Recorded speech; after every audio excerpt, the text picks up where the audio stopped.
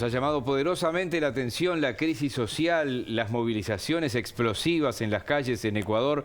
Por eso hemos invitado a Claudio Fantini para tratar de meternos un poco más en el tema. Claudio, buen lunes, buena semana, bienvenido.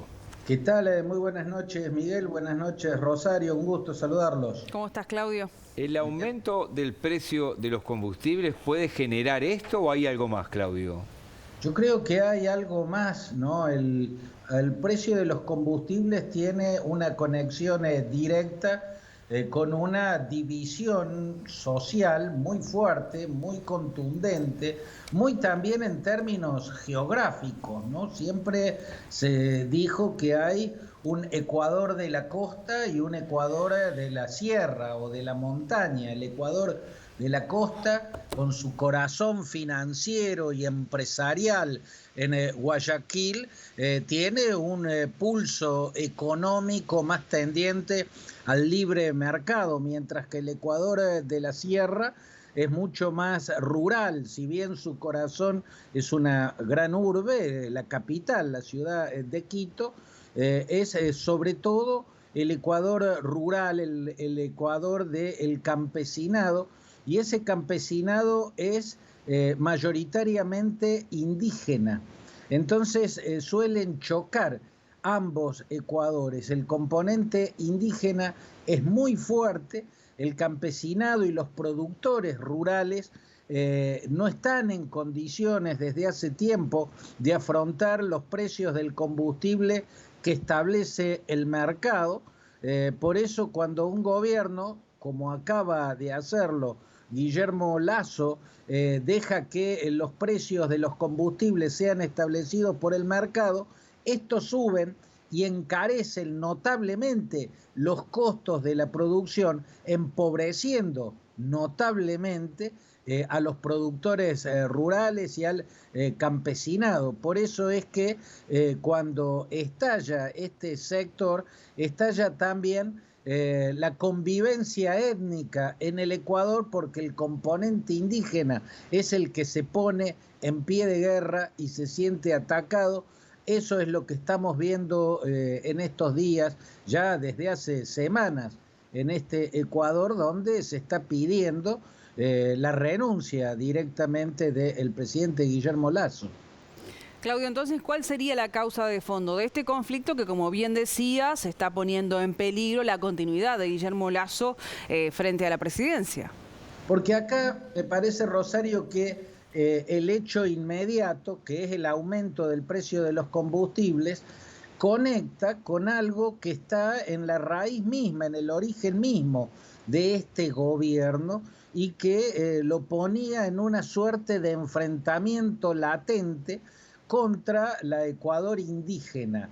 Ese motivo que está en el origen mismo de este gobierno nos retrotrae a la elección, al proceso electoral que convirtió a Guillermo Lasso en presidente, más específicamente a la primera vuelta. Cuando terminó el escrutinio de la primera vuelta, había quedado claramente como vencedor el candidato que había designado Rafael Correa, el candidato del correísmo, que era el joven economista Andrés Arauz.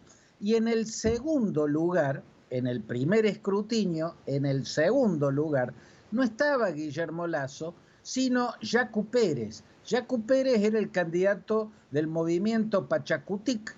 Pachacutic es como el brazo político de la CONAIE. La CONAIE es el Consejo de Nacionalidades Indígenas del Ecuador, es una entidad poderosísima.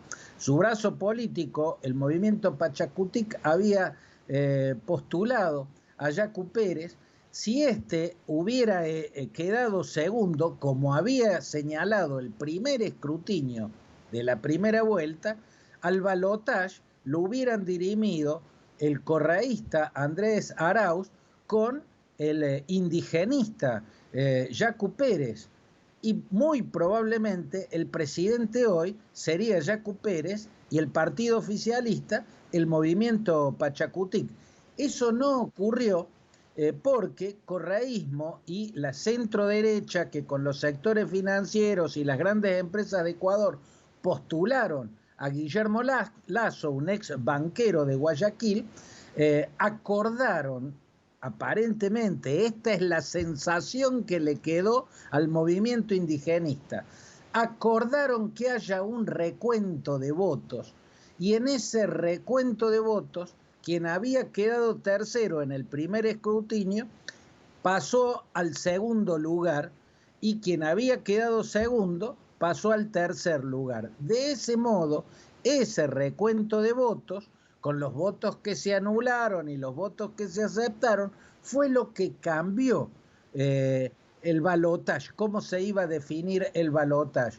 A sectores muy grandes del movimiento indigenista le quedó la sensación de que le habían robado ese segundo puesto y que si Yacu Pérez hubiera pasado al balotaje, Yacu Pérez y el movimiento Pachacutic estarían gobernando. Por eso la sensación fue que el correísmo y la centroderecha se confabularon para dar vuelta el segundo puesto en la primera vuelta, porque ambos sectores están de acuerdo, aunque difieren en muchas cosas, están de acuerdo con la base económica puesta en el extractivismo petrolero, ¿no? El correísmo es extractivista. Rafael Correa tuvo grandes enfrentamientos con Pachacutic y con la CONAIE cuando quiso expandir la exploración y la explotación petrolera dentro de los bosques amazónicos. Ahí se levantaron los movimientos indigenistas y Guillermo Lasso representa sectores que también apuestan de lleno a la economía extractivista, o sea, basada en la extracción de hidrocarburos.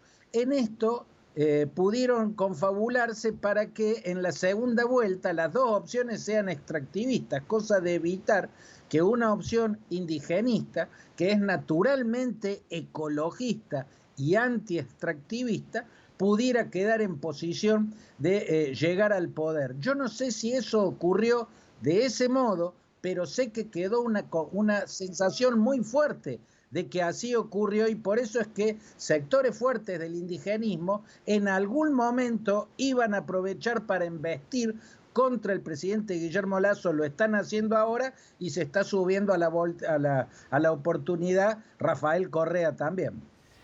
Bien, Claudio, qué panorama. Gracias por hoy, nos reencontramos en el correr de la semana.